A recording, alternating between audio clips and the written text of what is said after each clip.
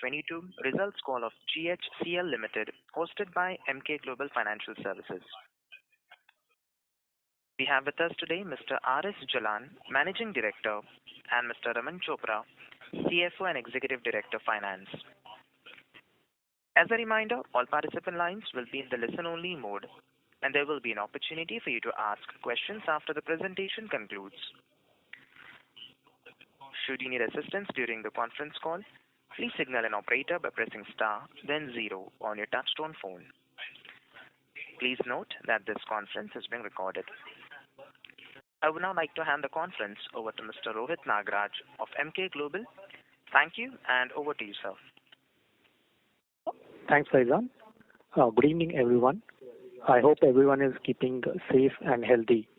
I would like to take this opportunity to welcome the GHCL senior management team and thank them for giving us this opportunity. I shall now hand over the call to the management for their opening remarks. Over to you, sirs. Thank you.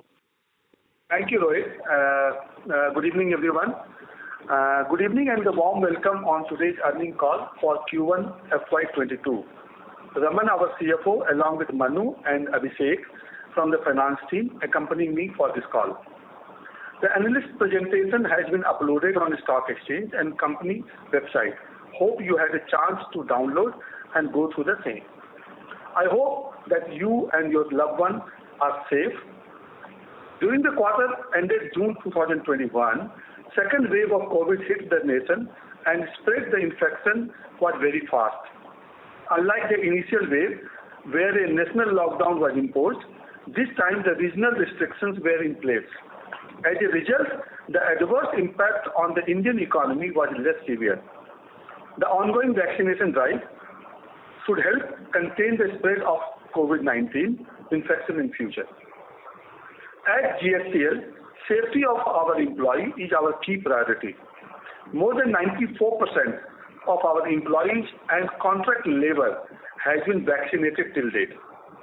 We are providing financial assistance to all our contract laborers and the employees who have lost their lives due to COVID-19 pandemic. Let me now share the business update. Globally, demand for soda ash has recovered, though it was slightly impacted by the reoccurrence of COVID cases in few regions. Cost has increased due to higher energy prices and supply chain disruptions. As a result, soda ash manufacturers have also increased their prices. Due to these factors, import of soda ash into India has reduced. Domestic demand for soda ash has recovered well. Despite some disruption due to COVID second wave, flat glass continues to remain strong due to demand from construction and solar glass segment. Recovery in container glass is slow due to subdued activities in hospitality and tourism sectors. The detergent industry was impacted in April and May, but is now operating at pre-COVID level. Increase in raw material and energy prices have adversely impacted our margin. However, this was partially offset by price increase effective from June. We have undertaken another price increase in the month of July. With a good demand scenario and lack of new capacity addition in near future, we expect prices to remain firm going forward. Home textile industry continues to see strong demand from various markets, including US. However, we are cautiously optimistic of this increased demand scenario, as it may taper down at some time in future. Also, we expect that the current margin could moderate with the arrival of fresh.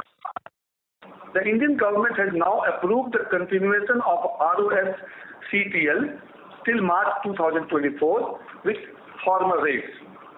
In the spinning business, yarn demand continues to be strong. As a result, higher prices are getting absorbed in the market.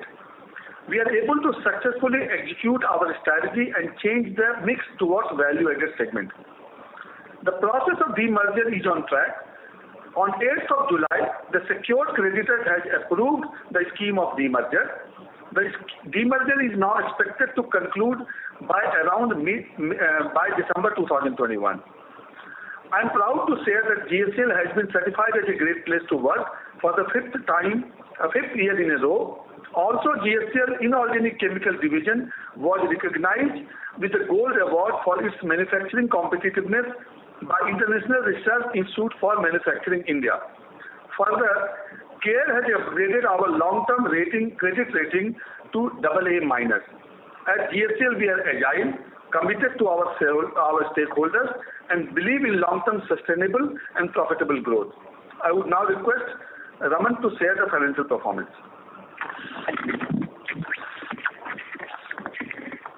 Good evening and a warm welcome to all of you in our quarter one earning call for FY22. I hope all of you are well. I will share the financial highlights for the quarter ended 30th June 2021 and also discuss the segmental performance. There was some disruption in this quarter due to COVID pandemic. However, our business is operating with normalcy now. Revenue for Q1 FY22 came in at 854 crore as compared to 440 crore in the corresponding quarter of last year. On a sequential basis, revenue increased by 4% from rupees 821 crore in Q4 FY21. EBITDA for the quarter stood at 189 crore, which is significant increase from rupees 84 crore from last year and declined by around 3% from 195 crore achieved in Q4 FY21. This was mainly due to increase in energy costs and the raw material costs. This represents an EBITDA margin of around 22.1% for the current quarter as compared to 19.1% from last year and 23.8% in Q4 FY21. The profit after tax for the quarter stood at 101 crore compared to 17 crore last year and 104 crore in the previous quarter. I will now share the segmental results. In the inorganic chemical segment, we have reported revenue of 527 crore during the quarter, which is substantially higher than rupees 346 crore in the corresponding quarter of the last year. From quarter 4, revenue declined by around 1% from 531 crore to lower sales volume due to lower sales volume but slightly better realization. EBITDA for the quarter stood at 112 crore as compared to 80 crore in the same quarter of the previous year and 142 crore of Q4 of the last year. There has been this decline in EBITDA compared to Q4 of the last year has largely been on account of cost increases in energy as well as salt cost increases during the quarter, which resulted in lower margin. We have taken 2 price increases in the month of June and July. The benefit of these hikes will be realized in the coming months. The performance of our textile division has been very robust. Revenue for the current quarter stood at 327 crore compared to 94 crore in the corresponding quarter of the last year. On a sequential basis, revenue increased by 13% from 290 crore. EBITDA for Q1 came at 77 crore, which is a substantial increase from rupees 4 crore in the same quarter of last year. Also, EBITDA increased by 44% from 53 crore achieved in Q4 of FY21. This translates into a EBITDA margin of 23.5% for the quarter versus 18.4% achieved in Q4 of last year. This robust performance is across both home textile as well as spinning business. Despite the disruption in quarter due to COVID related restrictions in the month of April and May, we generated a cash profit of 135 crore. As on 30th June, our net debt equity stands at around 0.3:1 and net debt EBITDA is 1:1. As mentioned by our managing director, long-term credit rating has been upgraded to AA-. So we are now in a AA bracket. Previously our rating was A+. This upgrade represents the strength of our balance sheet and will further help us to reduce our finance cost. With this, I conclude my comments and now request the moderator to open the forum for question and answers. Thank you. Thank you very much. We will now begin the question and answer session. Anyone who wishes to ask a question may press star and 1 on their touchtone telephone. If you wish to remove yourself from the question queue, you may press star and 2. Participants are requested to use handsets while asking a question. Ladies and gentlemen, we will wait for a moment while the question queue assembles.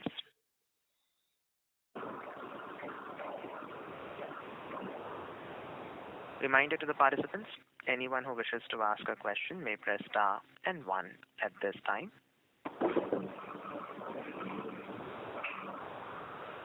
The first question is from the line of Riddesh Gandhi from Discovery Capital. Please go ahead.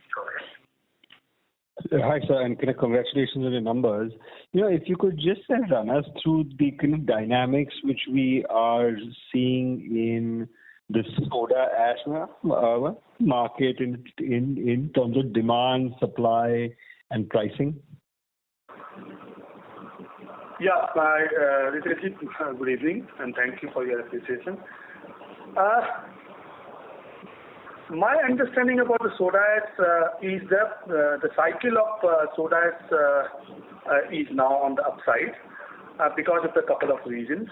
One, the demand globally has been very robust.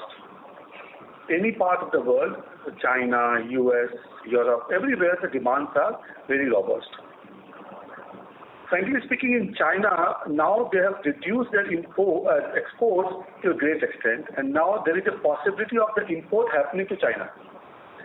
So overall, the way I look at it is that the scenario of the demand supply, whereas on the other side, on the supply side, last 2 years there was not much new addition of the supply had come in. And because of this demand supply, the scenario will be better going forward. Second, the international trade also will get some restrictions because of the supply chain cost has been significantly higher, and even availability of the supply chain mode is also somewhere got impacted. So that also has a benefit to the local producers in that same country.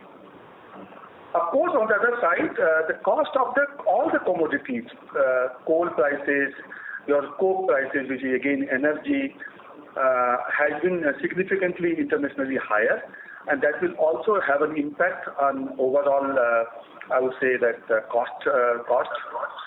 In India, probably the salt prices are also on the rise because this year, because of the unseasonal rains across India, the salt production is also on the lower side. So that will also push the prices of the salt in India. Overall costs are significantly going up, but on the other side, my understanding, like you have seen 2 price increases has already been taken. I see that the trend of price going upward should continue. Got it. And a net, you're keeping into account the price increases and RM pressure as well. Do we expect to see some sort of expansion in EBITDA actually spreads? Honestly, the volatility in the raw material prices are so high. Like I can clearly, visibly see the uptrend in the prices of the final product. But on the volatility of the raw material, particularly the energy prices, are really making it difficult for us to guess how the scenario will look like. But yeah, if I lay current scenario, if I look at maybe in a quarter 1 or quarter 2, means I'm talking about the next quarter or quarter later, probably some improvement in the margin should be seen. Got it. Understood. And sir, the other question was with regards to you guys have a large amount of spinning, and we are also hearing from a lot of players that the spinning is at a record spreads. Is that something which we are also experiencing? And if you could sort of explain to us whether you see this continuing for the actually next few quarters. No, Ritesh, you are right on one side that the current scenario of the spinning is very buoyant. The margins are really very good in the spinning, particularly primarily because of the very high demand of the yarn. And some of the mills had got an advantage of the lower cotton prices because that has been covered during the period when the prices of the cotton were low, and we were part of one of them. Overall, the demand of the spinning will continue to be good, my understanding. However, my understanding is spinning margin will have some, they will not be able to achieve the similar margin what you have right now. There will be some reduction in the margin because the new crop, not Indian crop, including the global crop, all the crops or all the cotton, the prices have significantly gone up. So because of this two scenario, probably, but margin will still be very healthy in the spinning going forward. Got it. Because I was reading a report just now in the Chinese report. By this report, I can say that there will be a lot of buoyancy in the yarn market going forward as well. Got it. And just the last question is with regards to effectively, is there any update on the other actually growth areas that you had indicated that you guys were looking at? Yeah, Ritesh, all we know that a couple of things which we are looking at. First of all, sodium bicarbonate. I just want to give an update on the sodium bicarbonate.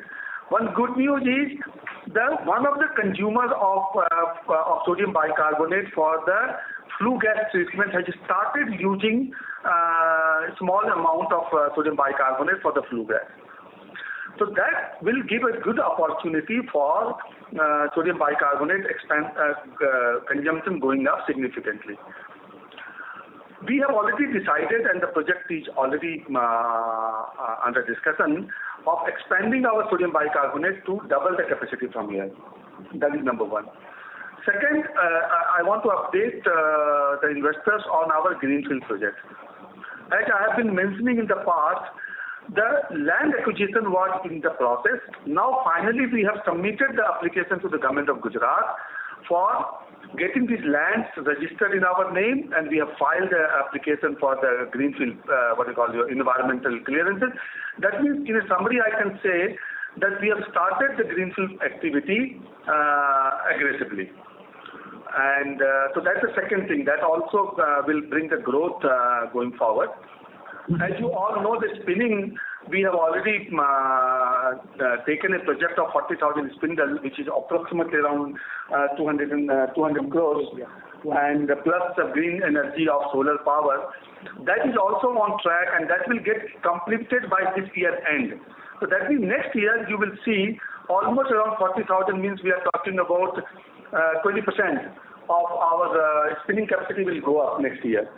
And so overall, you will see a good growth next year in the textile in terms of the volume. And sodium bicarbonate, of course, it will take some time. By July 2022, probably the sodium bicarbonate expansion will get completed. And greenfield, like I said, greenfield project is on track. Now coming to the expansion of the basket of the product, we are still in the process of, we have engaged a lot of experts on this area. We are really carefully analyzing various opportunities. And as soon as we be clear that which segment we should be going, because we are looking at something for a long-term perspective. We don't want to take any decision on a hurry. We are seeing many opportunities, and based on that, we will come back to you as soon as we decide which area of the product basket expansion we are going.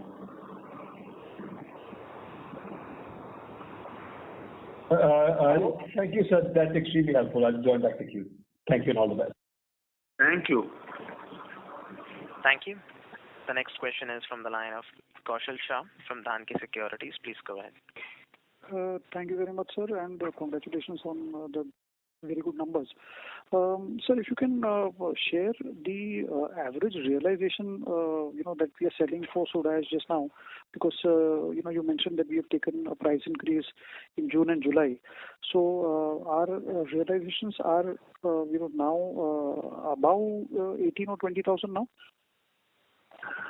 Now, first of all, the price as compared to the last quarter, the price has gone up by approximately around 2%. But as I mentioned to you, that the price increase has been taken only in the middle of June, in a way you can say. So all this impact of the first price increase and the second price increase will be seen in this quarter. Of course, as you know, some of the contracts are on an annual basis, some of the contracts are on a quarterly basis.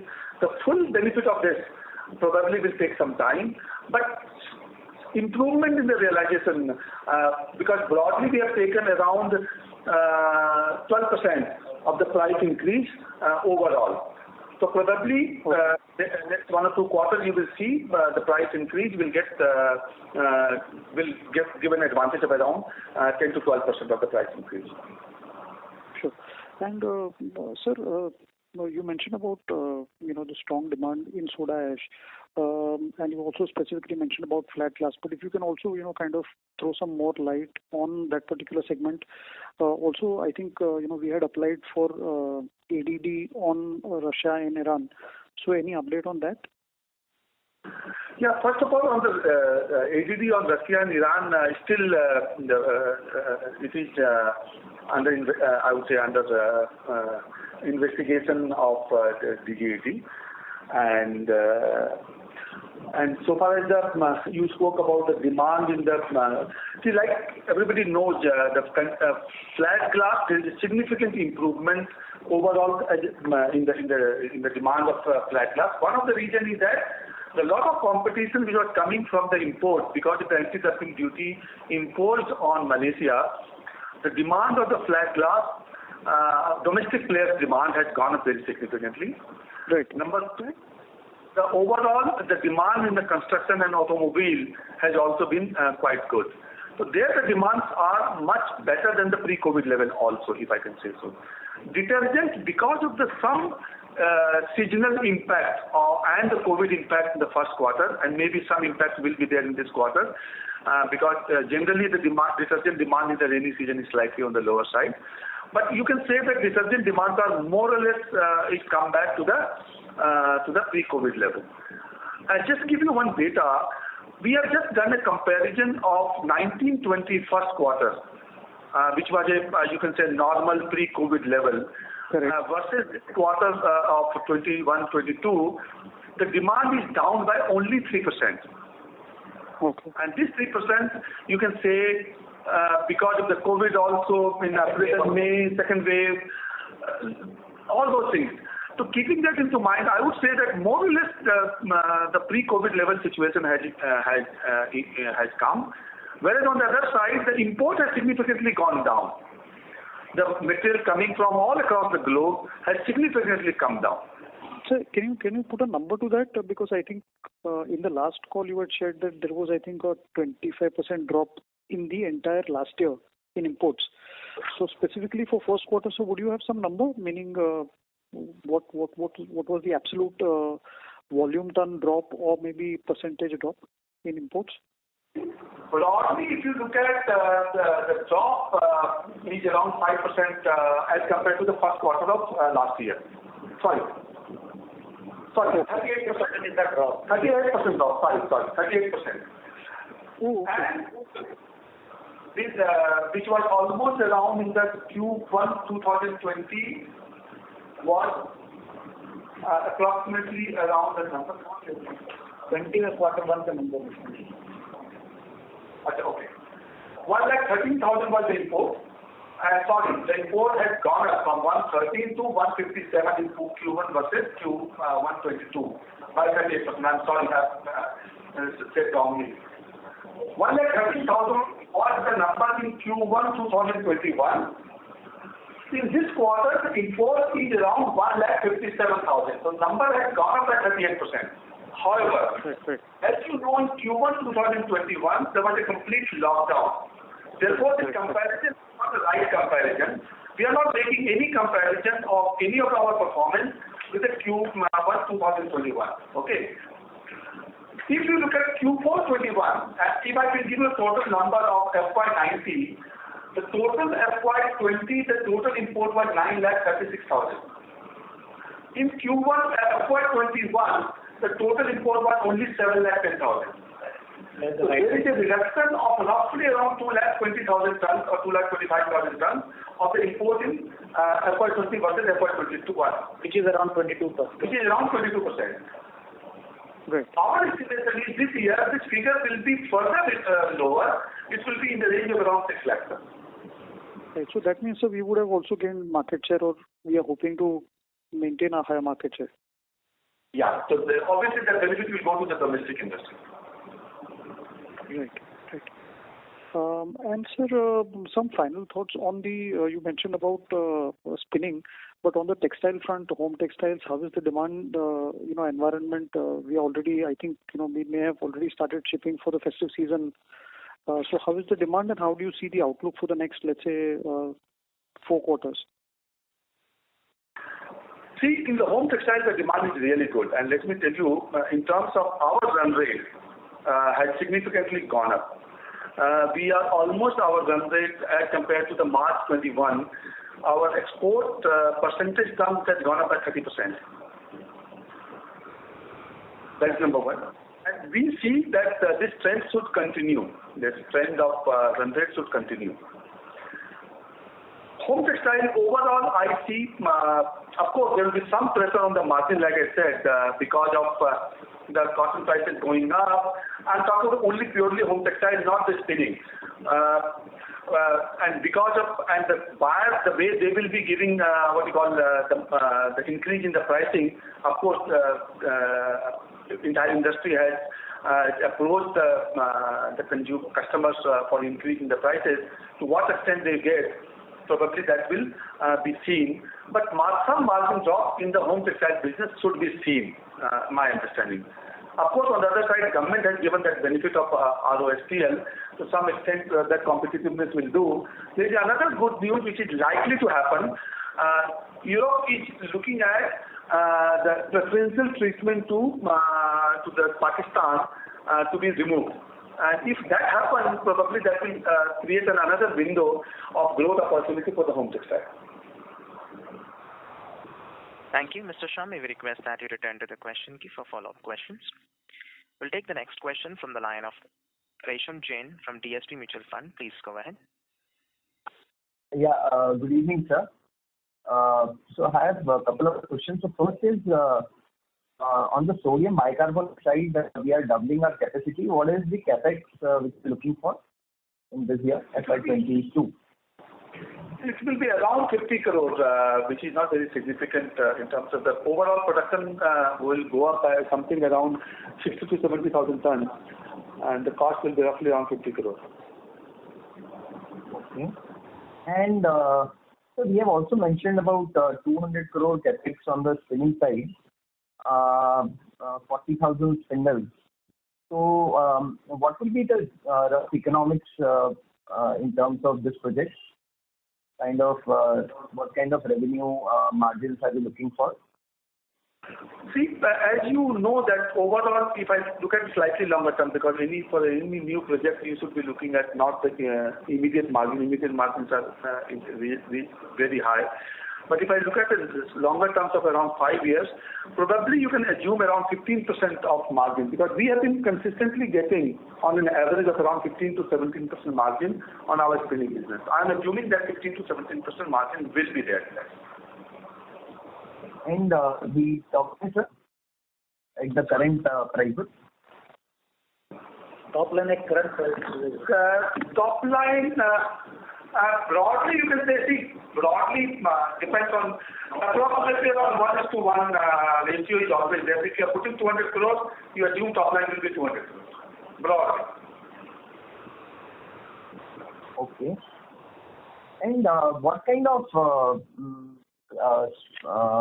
yarn are we going to manufacture with this incremental investment? Because it seems that the per spindle cost is roughly around 50,000 rupees, which seems to be slightly higher, given that it must be in the same premises. So if you can just give some color on what kind of yarn are you going to make with this incremental addition? See, primarily this will be all value-added yarn and that too also on the synthetic side. And we are making 4 verticals into that, so that value-added yarn on a smaller lot can also be produced in that. Okay. So this will be all synthetic, is it? Synthetic cotton, synthetic mix, Milan yarn, synthetic yarn, cotton, polyester cotton yarn, all those kind of value-added yarn. Okay. Got it. And listen, let me also clarify one thing.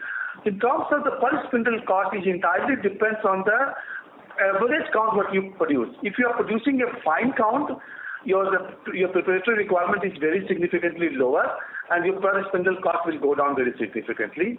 But if you are going for a coarser count, your per spindle cost will be higher.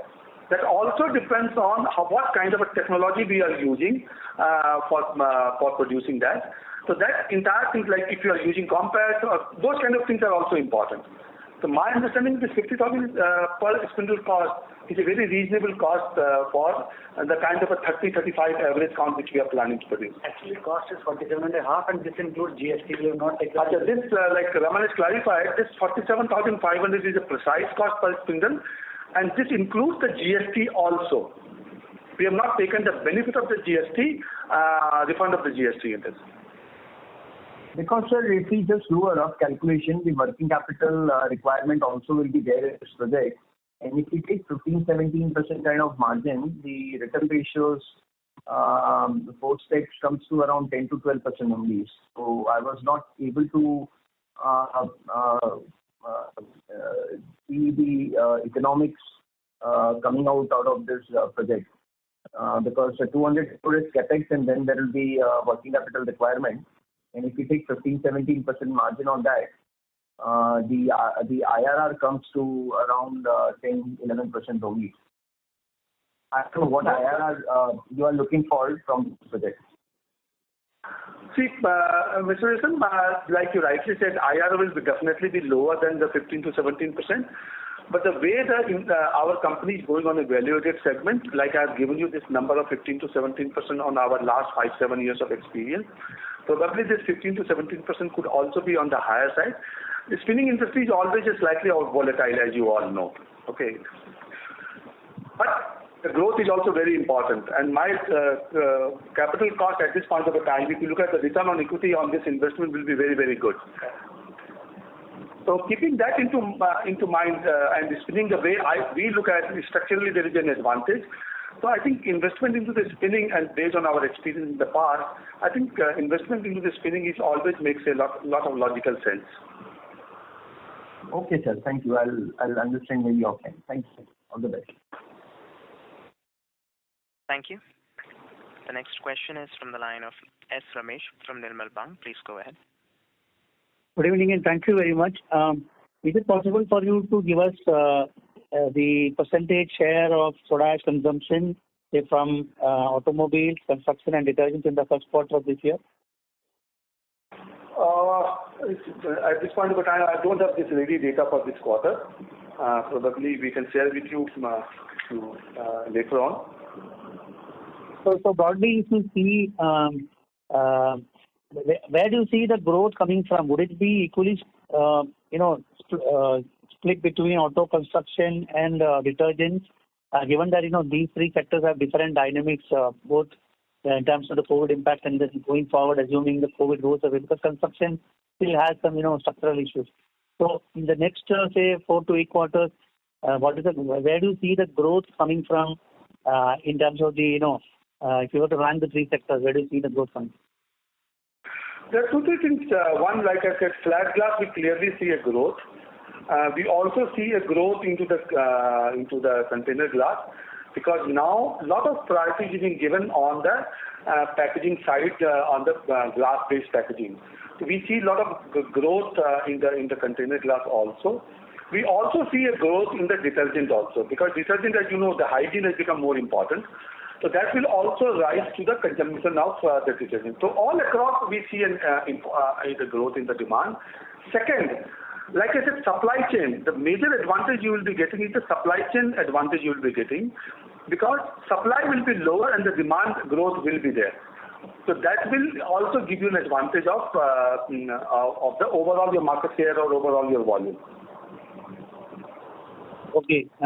The second thought is, how do you see the floods in Europe impacting the local supply and demand for soda ash, and that impacting the soda ash trade? Any thoughts on that? Yeah, at this point of a time, I would say that not much impact has been seen because of this. But overall, supply, because of the supply chain restrictions, the supply from the import is lower. Okay. And when you look at the first quarter, demand and supply, that this is net of whatever is the captive production and consumption by, say, Rohit Surfactant, which is one of the recent capacity additions. So that means going forward, that captive consumption of Rohit is not going to be materially impacting, the domestic merchant capacities like yours and Tata Chemicals, right? Yeah, you're right. Okay, thank you very much and all the best. Thank you. Thank you. Ladies and gentlemen, in order to ensure that the management is able to address questions from all participants in the conference, please limit your questions to 2 per participant. Should you have a follow-up question, we would request you to rejoin the question queue. The next question is from the line of Dikshit Mittal from LIC Mutual Fund. Please go ahead. Hi, good evening, sir. Good evening. Yes, sir. So my question is on soda ash segment, because historically we have seen that the margins have been basically in a range of 28 to 32% on EBITDA level. But margins have come up quite sharply in last 2 quarters actually. So you highlighted the impact of cyclone as well. So what is the normalized margin, and with this price hike, so will we be able to go back to that historical range in the near future, sir? I think immediately next 1 or 2 quarters, I don't think so. But like in the longer term, if you look at, probably it should be. Okay. And sir, because if the demand supply is getting tight, so that means all the energy pressure, cost pressure should have been passed on, right? Like what is stopping in terms of the getting normalized margins for the industry? Like I said, demand supply is a major driving force, because that is the only thing which probably will be in our control. Energy prices, we don't know how the situation will look like in the near future. But my understanding is that even energy prices also in next 1 or 2 quarters should kind of should taper down. And whereas on the other side, on the soda ash side, probably the demand supply situation will be slightly on a medium term to long term. So that should give an advantage of cycle going upward on the margin side. Okay, sir. Yeah, thank you. Thank you. The next question is from the line of Saket Kapoor from Kapoor & Company. Please go ahead. Dhanyawad, sir, for this opportunity. Namaskar, Jalanji, Raman Saab and the team. And congratulations, sir, for a very neat set of numbers, especially the home textile part. So just a very small clarification firstly, sir. You said that 12% price hike we have taken over the base price from last quarter, including June and July. 12% is that hike? Yeah. Okay, and the benefit of that would definitely improve the margins of what we have posted for the first quarter. July, August, September quarters will definitely be better because of this hike. You were telling that it will take another 2 quarters for that to translate. So that was a understanding, sir. See, basically 2 things. One is that the raw material prices had gone up, and that raw material prices impact will also be seen in the second and third quarter. So that will have it on the negative side of the issue. Second, like I said, this 12% increase will get translated into the 12% for the 2 quarters, because there are a lot of contracts which are annual contracts or the quarterly contracts and things like that. So probably that will also gradually reach to 12%. So these 2 put together, probably your margin for next 2 quarters should be in the range bound. Okay, but slightly higher than the first quarter. This is the bottom for us, at least as of now, because this also has 4 crore impact on the cyclone also, I think. Yeah, but that's cyclone impact maybe, like I said, the salt prices have significantly gone up. Whereas in the first quarter, we did not have that impact of the salt prices. So that will increase your salt prices. Okay. Okay. So 4 crore in the total figure is not a big number. Not a big number, sir. Right, sir. Sir, on the home textile part, sir, ROSTL benefits have been accounted for once the government have announced anything, or these are pure operational numbers? The PBT of 65 crore? We have accounted for that number, and total 18.5 crores. Out of that 18.5 crores, 6.5 crores is relating to the March quarter. So if you remove that number for a minute, then your operational or your EBITDA margin comes to around 21%. Okay. 65 minus 18.5. No. Whatever the EBITDA is there, out of that you remove 6.5 crores. the number which comes on that, the EBITDA margin will be around 21.5% against 23.5% which has been given there. So 2% reduction in the margin because of that one-time benefit of March quarter. One very small understanding, sir. Soda as other commodities, sir, as you have very rightly explained that first is the demand and then comes the supply. So, sir, as we are seeing in other commodities, is soda ash also, as per your experience, entering some kind of a new super bull cycle, or can we term it something like that? As we have seen in all commodities, the way the China Plus policy or the way the restrictions have happened, every commodity from you name any one of them has entered into somewhat of a super bull cycle. So, sir, Abhi, depending upon the ground situations, are you seeing that sign that this is going to be a secular price increased trend going forward, say for the near future, because no further new capacities are coming up?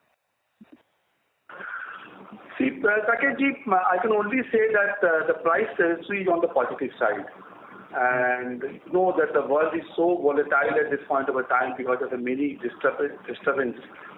But yes, on the other one side, the demand is on the rise globally. As you know, that approximately around 2 million tons of the soda growth, higher consumption is required every year. And the way the economic growth has been projected for across the globe, which clearly indicates that the demand of the soda will significantly go up, whereas in last 2-3 years, no new capacity has been added globally. So probably that should give some kind of a demand-supply disbalance, and that should definitely give us an upside on the soda ash pricing. Now all depends on how the situation for the COVID remains, how the demand remains. But positive territory is something which I am seeing. Thank you, sir. On the backward integration part, sir, in your presentation it was mentioned that the limestone is 25% and salt is 35%. So going forward, what steps are you taking to improve this ratio, and what kind of capex or what is the strategy going forward, sir? So in terms of the limestone, as you know that it is a complete mining is in the part of government. Only thing what we are looking at is we are planning to, we are in the process of executing a long-term contract with some of our strategic vendors on the limestone supply, so that the price volatility is being captured into that. On the salt side, our understanding is probably the way the new expansions of the salt is happening in the Gujarat, probably 22 probably will be slightly tight supply of salt, but 23 onwards the supply of salt will significantly improve, and that will soften the prices for the salt. At this point of time, earlier we were thinking about going for a long-term contract, but based on our understanding in the last few weeks, we decided to wait for some more time when the scenario of the salt becomes a lot more easier. At that time, we will be talking about the long-term contract of salt. We are also looking at an opportunity of some strategic investment in some of the captive salt, and for that we are working on. Thank you. Mr. Kapoor, may we request that you return to the question queue for follow-up questions. Ladies and gentlemen, please limit your questions to 2 per participant. Should you have a follow-up question, we would request you to rejoin the question queue. The next question is from the line of Harsh Patel from Alpha Alternatives. Please go ahead. Hi, sir. Good evening. Sir, I wanted to understand what will drive the EBITDA margins in the soda ash business back to 30%. Because right now you have a rupee depreciation benefit from the import side, and this energy cost has gone up. So according to you, what can be the better scenario for EBITDA margins to drive back to 30%? Thank you. The first and foremost, which is very important, is the demand supply, and that is giving to you price increase. Because as you have seen, price has gone down from 21,000 to 18,000. So broadly, there is a 3,000 rupees price reduction happened in last 1.5 years. So our expectation is this price of 3,000 should be recovered. That is number one. And the second is, like I said, the overall your cost. So probably the most important thing for improvement is that EBITDA margin will be price driven. And the second is the way you control your cost competitiveness. And then some higher volume. But sir, you had just done a comparison of Q1 FY20 numbers to Q1 FY22 numbers, and you just said that there's a 3% drop in the overall demand. So there's no problem on the demand side, I feel. So how do you see demand supply as a problem? No, I've not said the demand supply is a problem. I said that demand is likely to be higher going forward. Okay. And once the demand is going to be on the higher side and the supply is going to be restricted, the demand supply balance will give you an opportunity of increasing your prices. And on the other side, like I said, cost also has gone up. So these two things will give you an opportunity of increasing the price, and ultimately that will lead to you better margin. Sir, what will be the spread between the domestic price and the import price, the landed price? At least in the percentage terms, if you can share.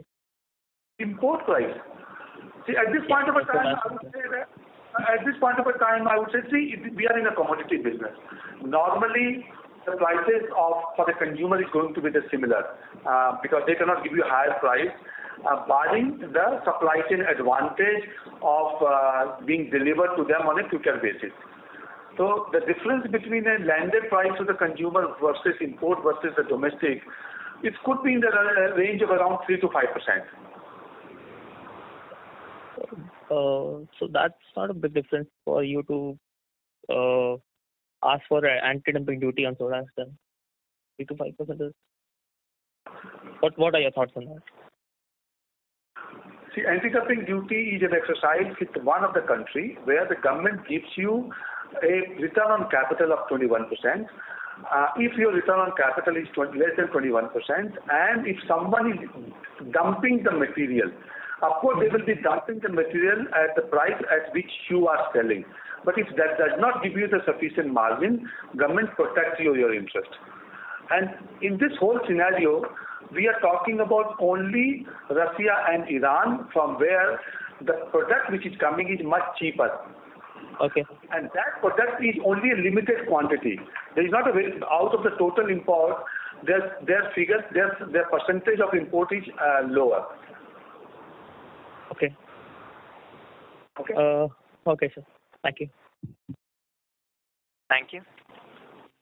The next question is from the line of Anish Jobalia from Banyan Capital. Please go ahead. Yeah. Hi, sir. Good evening, and thank you for the opportunity. Hope my voice is audible. So just one question around the 12% price increase that we have taken. So one thing that would like to understand is how much has been also the increase in the cost per ton. I mean, what I'm trying to get to is like the price increase that we have taken, is it only to cover the cost increase per ton that we have already witnessed up till now? You can say that the way we are looking at the current cost, which may impact our cost in the next quarter or the quarter later, this 12% increase will, to a great extent, will offset the cost. So you are right on your assumption that the margin may not significantly improve by this price increase because of the cost pressure. That's why I said the 1 or 2 quarters I don't see any major expansion in the margin. Okay, but so I mean just earlier that we were speaking about, we were seeing good opportunity for increase in our EBITDA per ton, say from H2 onwards. I mean we did 5,000 rupees in the last quarter, which has further come down to say 4,300, 500. I mean these are all approximate calculations. I mean you have the exact ones, but I'm just trying to understand that. We are looking at an upward journey, but things are kind of going down. So, I mean, when do you expect, let's say, our 7,000 rupees EBITDA per ton that which we were doing earlier, given all this demand supply tightness that we are expecting? So, I mean, can we? If you were to try to understand, given your experience in the industry, like, can we aim for, say, in FY22 itself? I mean, or you think this is like more of a 3 to 4 year journey going forward? No, I don't think it is going to be 3 to 4 years journey. Like I said, currently the price increase which has happened is offsetting to a great extent the cost.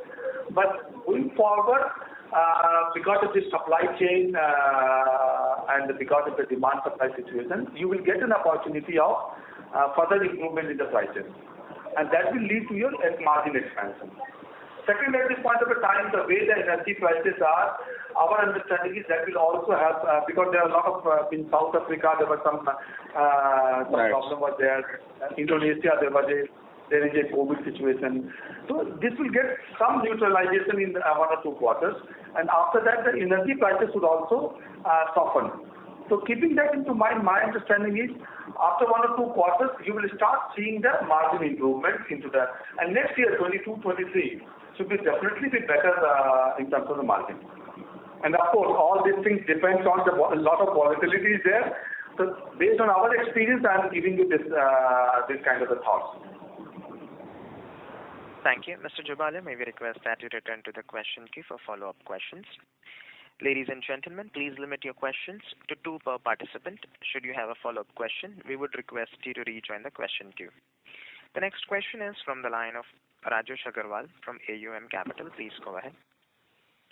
Good evening, sir, and congratulations on your number. So presently, 17% of the total revenue comes from export. Does the company plans to maintain the same? No, surely. Frankly speaking, this should slightly go up.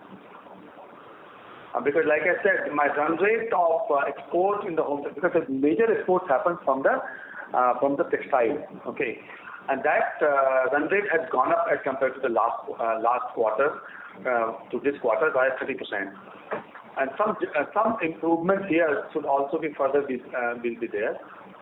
So definitely this percentage should be maintained or slightly should go up. I just wanted to clarify one point to all my investors. As you all know, the soda ash has always been a margin of around 28% to 31%. I'm not taking the peak margin of 35%. In last 15 years, the margin has been in the range of around 28 to 31%. So there is no reason that after a few quarters, the margin should not go back to those numbers. Because if the trend has been seen in 15 years, there is no reason for that to go to those range. Of course, some temporary COVID and the supply chain and things like that.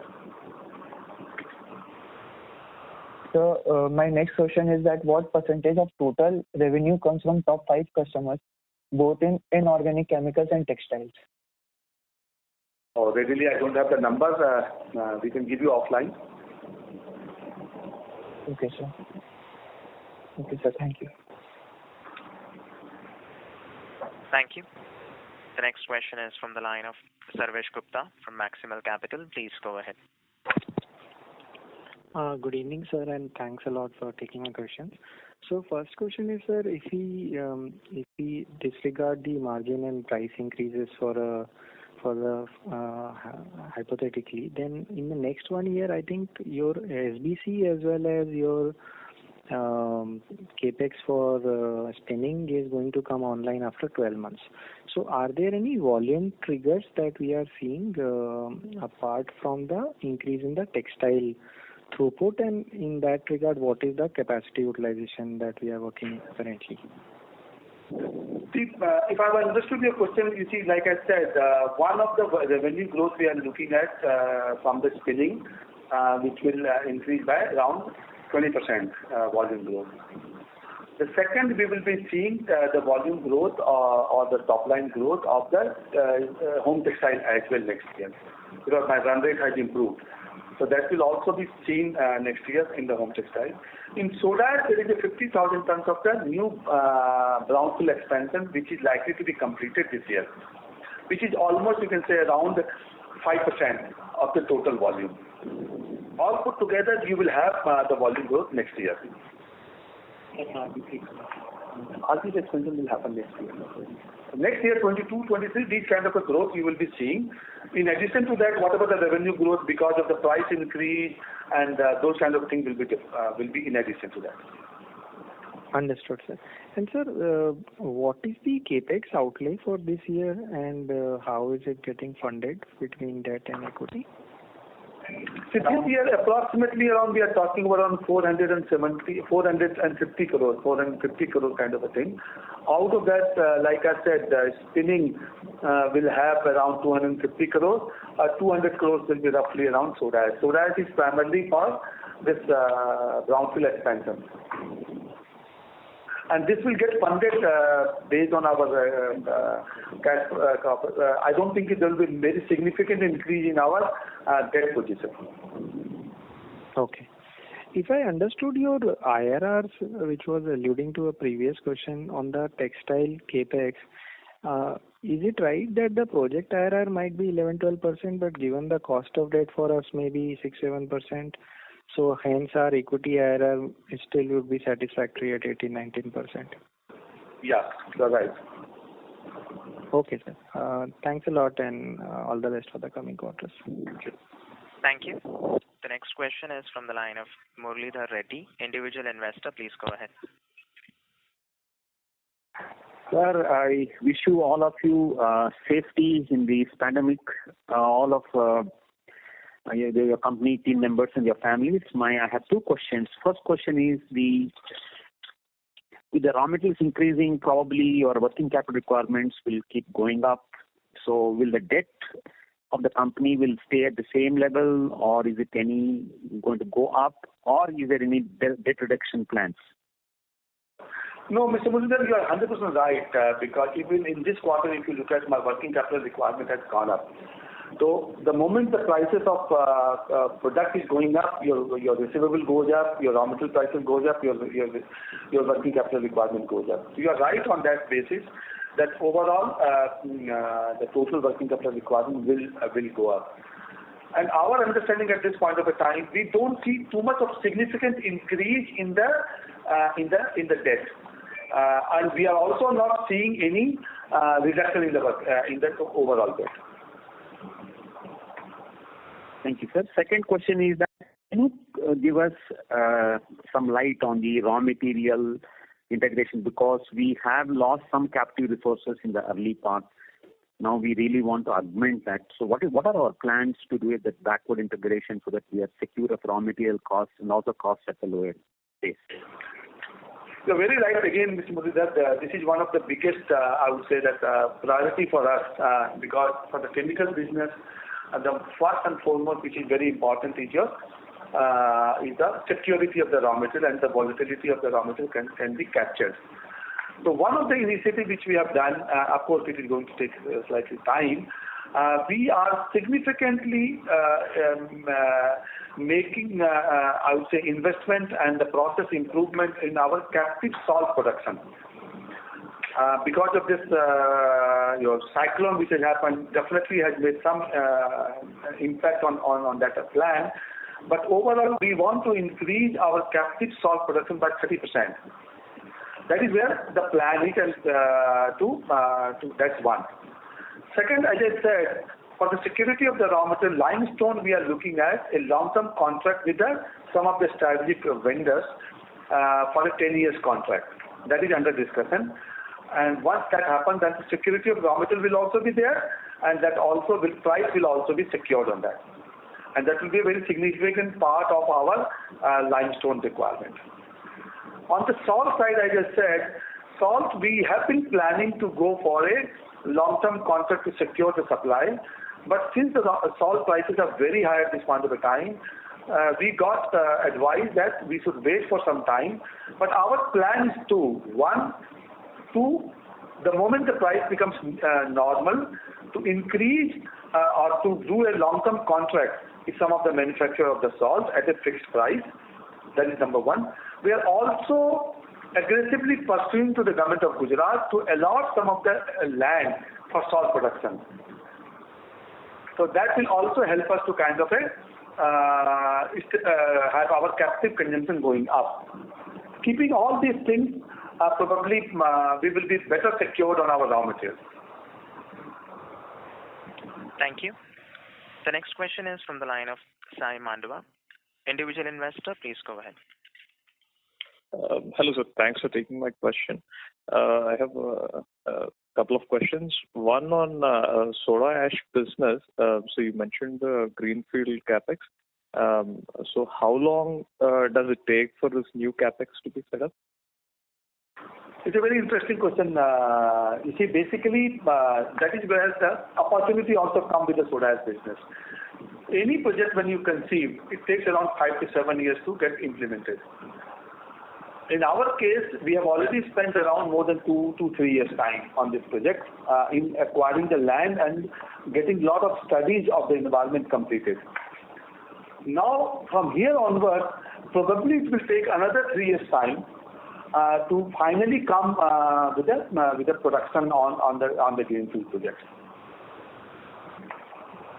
Okay. And that will also give an advantage in terms of our capex requirements will be, to a great extent, will get funded because of our cash generations in the next 3-4 years. And you know that the overall capex requirement will be rear-ended. So in first 1 or 2 years, there will be no major capex will be requirement, and in the later part it will be there. By the time our cash generation will justify that kind of investment. Got it. Thank you. And the second question is about the debt.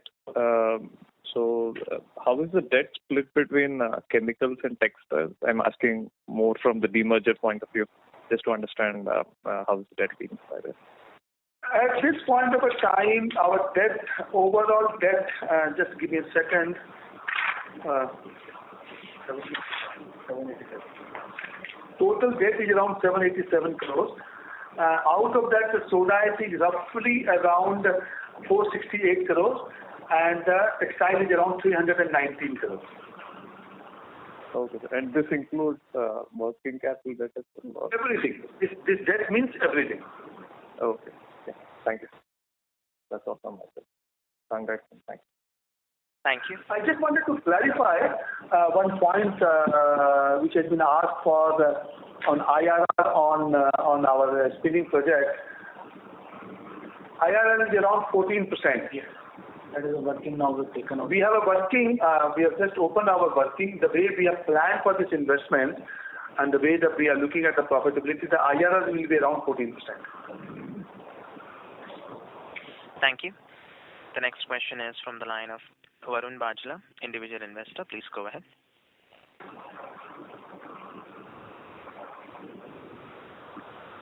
Varun Bajla, your line is in talk mode. Please go ahead. Yeah, good evening, everyone, and congratulations on a wonderful set of numbers. My question was with regards to the demerger scheme that is currently planned and for which we have already received approval from the secured creditors. Are there any other challenges that we look at in terms of procedures or permission from authorities as far as the demerger is concerned? I don't think so. So, by when do we see this entire demerger getting completed, and do we have any record date in mind for this particular demerger? It all depends on the way the NCLT gives an approval, and probably our internal target is around December. December it should happen. All right. And post the demerger, do we see any re-rating of the debt? Because currently I believe the debt would be rated based on the cash flows of both the businesses. After the demerger and the debt is also split between both the companies, do we expect a downgrade or an upgrade in the debt based on the cash flows of individual companies? Surely we will be looking at an upgrade. Okay. Thank you, sir. Thank you. The next question is from the line of Abhimanyu Ola, individual investor. Please go ahead. Yeah, hi. Thank you so much for taking my question, and congratulations for such a great set of numbers. My question is regarding the soda ash segment, and I was just seeing how the soda ash production is done. So I believe that we are using carbon dioxide as one of the raw materials.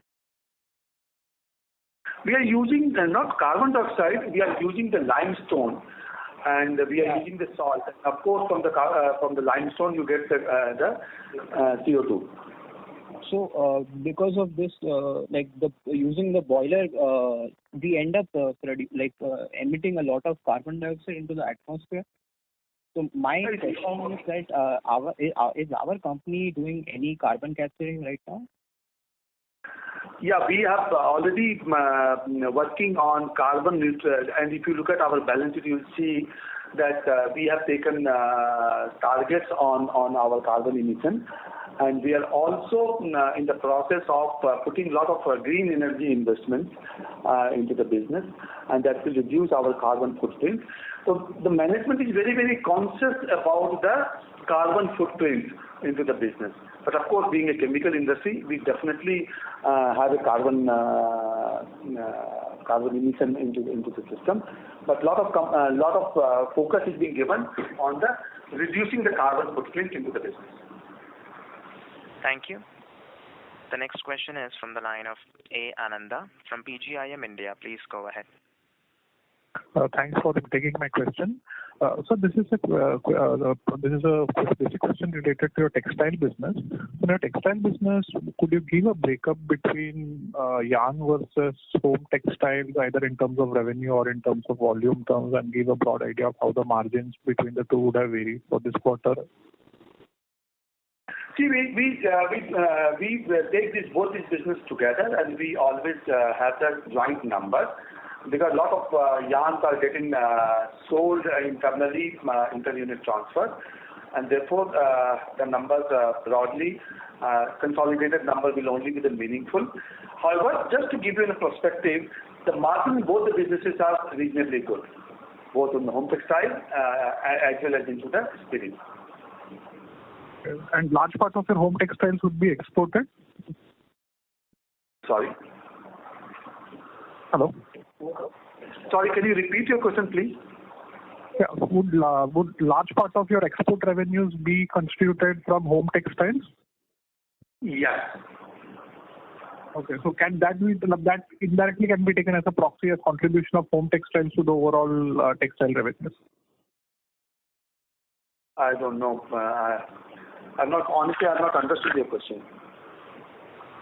No, I was just thinking that entire part of your home textiles would be exported. That would be the broad understanding, or it's that would be domestic sales in home textiles as well. No, you are right.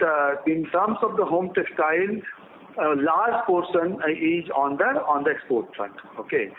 In the spinning also, there are exports are happening in the spinning also. We export to many parts of the country, Bangladesh, Europe, and things like that. Even in soda ash also, some portion of export is happening. Okay. Thank you, sir. Thank you.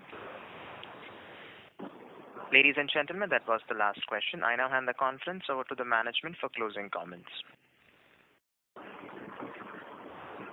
Thank you very much. As I have always been repeating our commitment to the investors, that we as a management will always do our best in the current context of making sure that we give a right return on our capital by keeping all the compliances, all the sustainability goals into our domain.